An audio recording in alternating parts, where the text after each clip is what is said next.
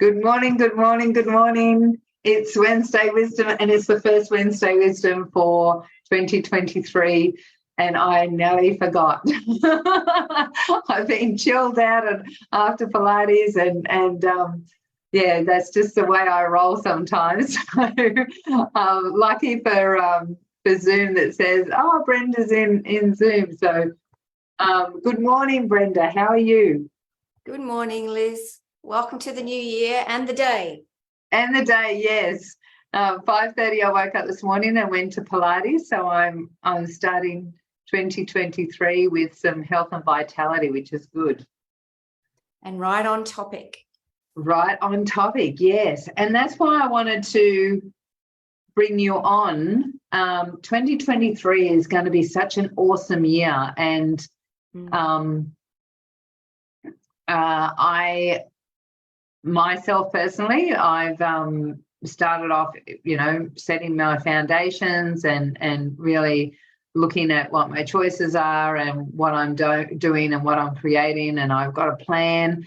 And I have been really enjoying as you know, I've got moved into a new beautiful house, and really enjoying my kitchen. And you have a workshop coming up that I have already booked in for.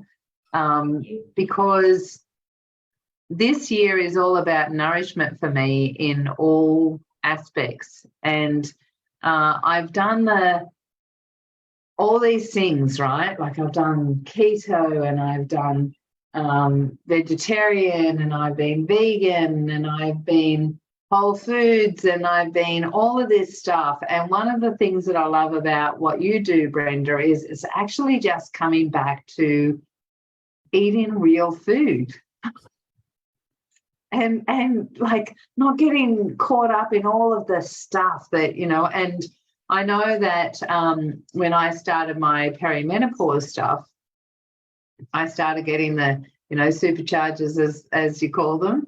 And working with you supported me to stop having those charges, that heat that would just come over my body.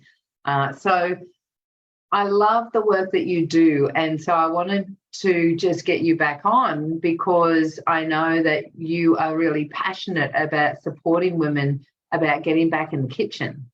I am. Go for it. Go for it. Well, I love that word nourishment. It has so much depth to it. It's so much more than food and eating and nutrition, and it really taps into for me to the other areas that we're passionate about, and that's women's empowerment. Nourishment. Our first nourishment comes from the breast, and It's a very sacred, beautiful thing. And we are deeply connected to the feminine, to our mothers, to perhaps our grandmothers, through food and so nourishment represents abundance. It represents the feminine. It represents who we are as women, and all of that comes up around that. And I think that the sanitization of food and the I call it the perfunctory nature, like foods become an inconvenience, a chore, it's a confusion. It's got so much love-hate related to it. And so true. Like I know myself, like this, I had a eating disorder when I was a child or a teenager or whatever. I know that you did too. And like just this off on, and then even when I had my kids, sometimes I'm like really passionate about food, and other times I'm like, what am I going to cook today? And and just not having that drive, because there's so much confusion around food, and there's so much information around food, and there's so much as is, taking women, convenience, like all of a sudden everything's got to be convenient, and you know, taking us out of the kitchen, you know, like as if it's something that needs to be done as a feminist movement, you know, like that you know, like we've got to be out of the kitchen because we're powering on, you know, and that was, you know, leading us into you know, down some sort of rabbit hole of powerlessness. Yeah. And it's just so much, isn't there? Well, we could get into all of that stuff. I'm not sure if you want to go down that hole. Not hole. I love it. I love all that. You know, we're talking about patriarchy, we're talking about feminist movements, we're talking about empowering women and that whole area. But the key thing is, I think, and this, you know, having been a nutritionist for 30 years, I now proudly consider myself to be a master nutritionist. I'm I discovered Weston A. Price and the Wise Traditions diet, became a chapter leader.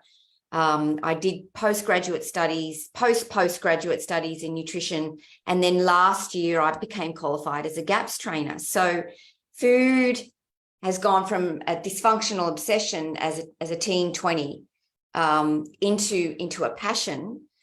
But some of the baggage still, you know, the dysmorphia, the obsessive thoughts, or the comparisonitis, or the I wish I was 5 kilos lighter, you know, that some of that has continued. And it's been my spiritual journey, my healing from food, and it really led me to the feminist movement and to women's wisdom.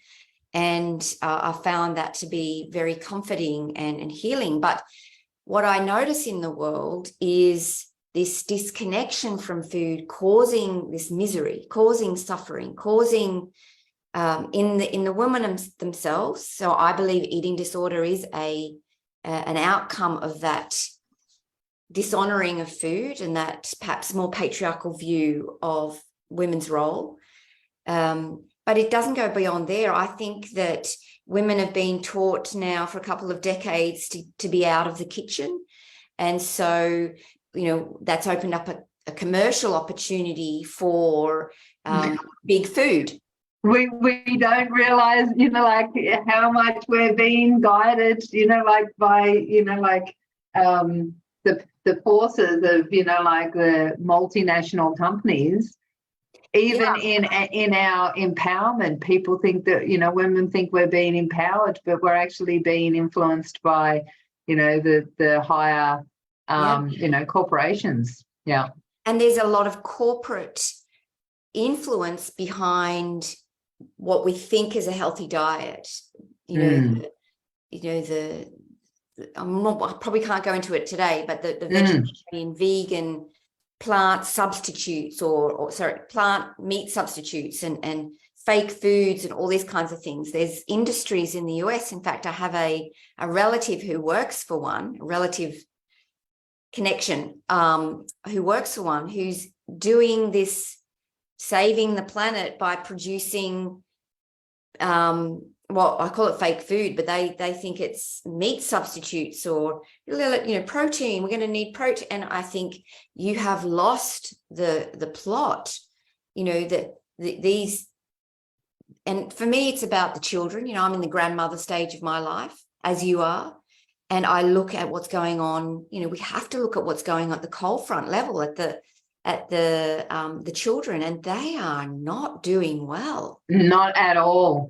Not at all. And you know, I'm now living with a younger generation that doesn't have the consciousness, you know, or you know, the education to understand that their mental health is exacerbated because of that pizza they put in the air fryer, you know, like that they just got out of the freezer, or the chicken nuggets or whatever it might be, you know. And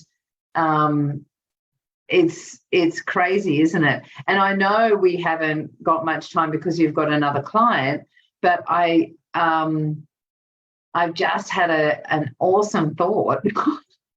I love your awesome volcanic thoughts. I know, they just explode out of me sometimes. I love them. I want to, you know, and hopefully it's okay to do this live, but I want to explore this deeper with you in a couple of sessions, if that's okay. Well, I would love to coach someone. I don't know if that's you, because I know you've made a lot of progress on this, or one of your members of your audience. We could get a little bit of participation in here potentially, if that can be done with all the technical stuff. Yeah. But I would love that. I think there's a great opportunity for us to collaborate in the sacred space. With what you do. And they're very practical. Being in the kitchen is very practical. It's very earthy. Oh man, I just had so much fun last night. I'm really loving food, and last night I took out, like, I don't even know how I got turkey mince in my freezer, right? But it must have been, and I don't like turkey mince because it can be very bland. Oh my gosh, we do so much with turkey mince. Well, you know what I made last night? I made Thai turkey mince, right? So I did garlic, red onion, chili, then I put the turkey mince in, put some lime juice in, some chili sauce, some coriander, and then I made some rice, put it on. And I put some, we had some iceberg lettuce, because I'm not a big iceberg lettuce person at all, but we had it from whenever it was, when we had people come over, that was left over, and I took all the brown bits off and, like, shredded what was left. So looking, like, I felt really good because I was not chucking out food. Well done. And just put that on the rice, put the meat on top so that we had that crunch. The only thing that I'd change is sprinkle. I said to Tim, this would be great with a sprinkle of peanuts, crushed peanuts on top. And I'm actually now at that stage where I'm able to understand the elements of food a little bit more, and what goes with what, and just the flavor that came out of this. Like, and he's like, here's another recipe that you can make again, Wow. And so cheap, so easy, and wholesome and nutritious, and it was beautiful. So much love and joy in it as well. Yeah. The essential ingredient in food. Yeah. So I would love to, so let's hear a little bit about your course that you're running, so that we can share it with everyone, and then we can discuss a little bit more about what we're doing with Wednesday Wisdom and going a bit deeper. Well, what I notice is, I work a lot with midlife women, but midlife women have daughters, and so I work a lot with the women in their 20s and 30s as well. And what I've noticed is this: I don't know what to eat. Been there. It's just, I don't, and that creates this kind of lack of motivation. And there's just the skill of homemaking has just diminished so much. It's been devalued and diminished, and so these young girls don't have a clue. And us older ladies, maybe we have a bit more of a clue, but it can be the can't be bothered syndrome, because it's just not exciting anymore. And so plus I was brought up with meat and 3 veg, right? Like, so bland. Yeah, and we've got all that beautiful multicultural influence now, right? Yeah. And so I wanted to teach, because I'm passionate about nutrition, as you can hear. I wanted to teach nutrition, and I have in the past, but I got bored with it. And so I thought, what is it in my 30 years journey as a practitioner? What can I bring in? What's given me my passion back? And I had to bring the sacred back in. It's not just into food, but into life. Bring back the sacred. And so the sacred to me is the joy and the passion and the curiosity and the creativity and the ritual and the value of it. And so I am teaching nutrition in that context. And it's a new project, a brand new project. You're talking about a new year, new beginnings. I haven't taught it like this before. So the first one is live and in person, and we're just going to have fun. I might get the women chopping up some cabbage so we can make some sauerkraut, and around the kitchen we talk about, like women do, we come together in circles and we chat, we read, we knit, we crochet, we cook. You know, food is a connector for women, and how many women need connection and support and inspiration and encouragement from other women. Yeah. So, you know, that's the idea. And then I want to reconnect us women, especially the postmenopausal women who have had this menopausal experience and you know, all the narrative around you know, the loss of libido and sex and intimacy and all these kinds of things. Well, women postmenopausally can open up their sensuality to a whole new level. And of course, sensuality is just connecting with the senses. Yeah. Body to connect to beautiful sounds and beautiful sights and then beautiful tastes as well. And so we're going to do a little bit of work on the sensuality of food as a tool for personal growth. This is all really about how you can become a more well-rounded, whole, happy, sacred woman.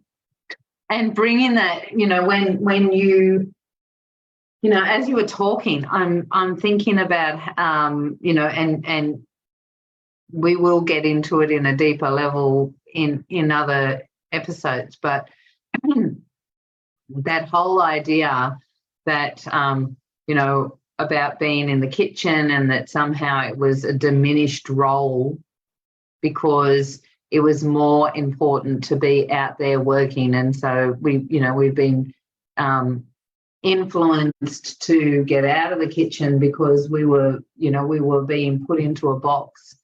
But that was seen, that's from a, you know, male's perspective, or, you know, and as we were talking before, it's, you know, how much of it has been influenced by this corporate thing to break up, you know, this sacredness that you're talking about, and women's circle and the magic of women coming together and the power and the creativity and the reflection. Because, you know, when we can stop, pause, reflect and be together, you know, there's so much energetic power to that, right? Well, you know, we've had patriarchy for 3,000, 4,000 years. So I don't think there's any malicious intent in there. It's just we're capitalists as well. So we're always looking for opportunity. And us women wanting to get out of the kitchen just created an opportunity, which is kind of, it's really okay, right?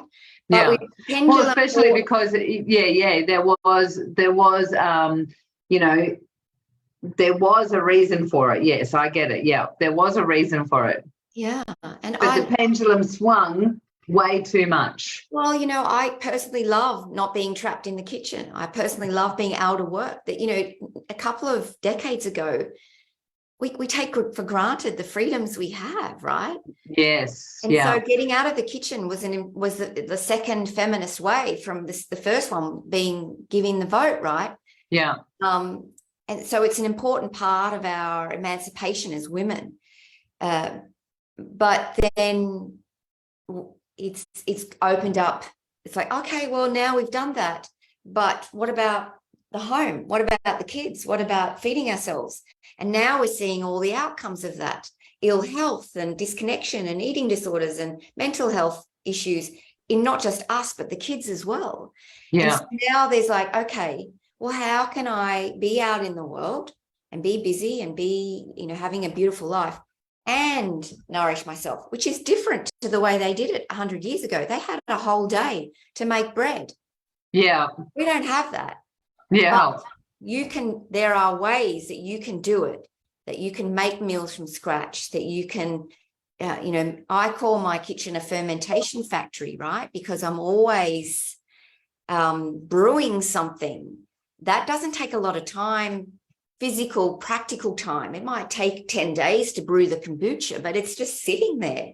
Yeah. And so it's knowledge that we've lost. It's the information and the knowledge and the how to that I want to provide for women. Yeah. So when you I know we've got to get going. So 1 minute. 1 minute. So when once you finish with your client, if you can just drop in your information at the bottom, the link to the sacred nutrition course that you're doing. Yep. For anyone that's in Sydney, at the moment it is just in person, which is great. It's going to be fun. And we will talk more about exploring this in a bit more depth. Oh, I'm so excited. Yes. I know. It sounds cool. Change the world. Yeah, 1 meal at a time. Yes.